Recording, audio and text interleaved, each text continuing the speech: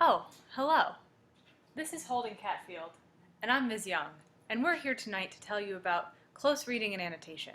Let's start the slideshow. Close reading and annotation are key to unlocking the meaning beneath the surface of complex text. Complex text could be a novel, it could be a short story, it could be a poem, it could even be a work of nonfiction, specifically memoir or autobiography. When we start reading a complex text, we don't want to just go into it and read it once and be done. Although we often think of first draft being associated with writing, it can also be a first draft reading. A first draft reading is the read-through you do when you're just trying to understand what happens on a literal level. When you're done with your first draft reading, you should be able to summarize and identify main plot points. While you're doing your first draft reading, you should also be asking questions. So the questions that pop into your head while you're reading, like, I wonder if Miss Brown will return to teaching, or why does William Maxwell spend so much time describing the circus poster? Those are really strong questions to put in the margin so you can come back to them later in a different reading. As you're doing your first draft reading or your first run through, you should circle any unfamiliar words or phrases to define later. First, you should use context clues to try to figure out what they mean. Even if you end up looking them up later, it's a really strong skill to have as a reader, because there will be situations where you won't have a dictionary in front of you. If you don't want to wait to define it later, that makes sense if the sentence doesn't make any sense to you without looking it up. If it's something that can wait till later, then wait. But if you have no idea what the sentence means without looking it up, go ahead and look it up while you're reading.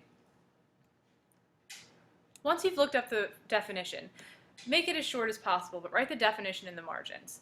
That way, when you go back to do your second reading, you won't have to stumble over the word. You'll automatically have it in the margin if you need to refer to it. It also helps you learn new vocab and remember the words.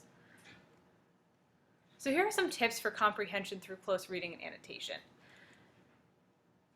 Before you move on to the second draft reading, you have to understand what's happening on a literal level. Here are some tips to help you get to that point. Anytime I ask you to annotate, you're required to do the following. So if I say, annotate this text for tomorrow, these are the things I will expect to see on that paper. You should annotate each page, at least. If you're really struggling, you should annotate more.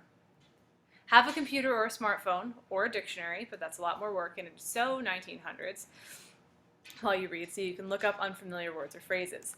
You should also write the definitions in the margins after you look them up. Summarize each page or part of a page depending on your preference. The more you're struggling, the more you're going to need to summarize. So the ability to summarize is you proving to yourself that you understood. If you go through and you're like, oh, I'm not sure how to summarize this, that might mean that you didn't fully understand and you have to go back. You should try to understand each section before you move on to the next section. Otherwise, you might end up totally lost at the end of the reading. Write questions in the margins. These can be questions about what's confusing to you in the text, or they can be questions about characters or plot points.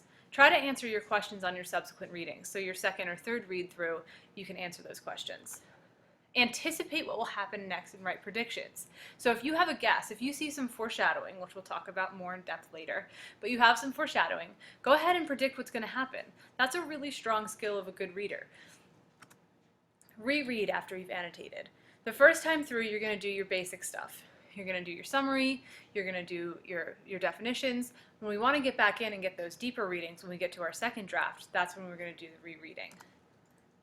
If you're having a hard time understanding, reading aloud can be powerful. It forces us to focus, it forces you to really concentrate on the words that you're reading. So you can do it by yourself. If you feel goofy, read to your dog, read to your great aunt, read to your mom and dad, your little sister, read to a baby, doesn't matter. As long as you're reading aloud, that's what's getting the skills that you need. Continue to annotate even on your second or third reading. If you see something new or have a new guess or have a new idea, please put it down. That's something that's going to really help you become a stronger writer and reader. Read somewhere comfortable, not somewhere where you're going to fall asleep, but somewhere that's silent and free of distractions. If you read through something and then you're like, I just read that and I have no idea what I read, you might be distracted. You might need to read it again. If you're in a place where you're comfortable and you feel safe and you feel like you can just read comfortably, then that's a good place to be reading. Do not look up summaries online. They're often inaccurate and they're often much longer than the short stories we read for class. Most importantly, consulting an outside source on an assignment that you were supposed to use your own brain for is cheating. So please don't do that. It actually won't help you in the end. It'll actually cause you more problems than it's worth. So now we're ready for our second draft reading. So this is where you're kind of revising your thinking. That's the metaphor here, right? It's just like when we're drafting.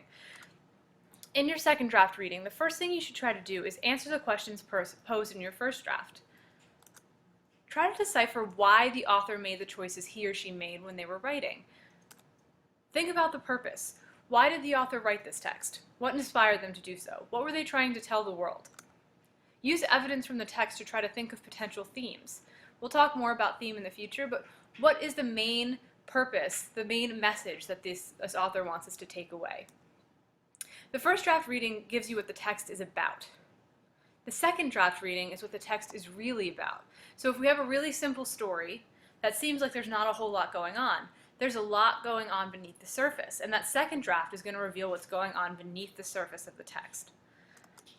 New layers of the text may reveal themselves as you read it through. Once you've read the whole plot and you understand what's happening literally, you can look for different layers that you might not have noticed before or might not have understood before you heard the ending. Something like foreshadowing is a great example of this. There might be symbolism you didn't notice, a theme or character development that you didn't notice was happening because you were so engrossed in the plot. Close reading is academic reading. And I'm so excited to welcome you to the world between the lines and under the surface of the text. I remember when I was a little girl, my mom would lean over to me, as long as I can remember, when we were watching a movie and whisper to me a prediction about what was going to happen in the movie. And it's something that never left me. And when those predictions come true, when I started doing it myself, I was so excited that I figured it out. It's like figuring out a mystery. And that's the beauty of these texts.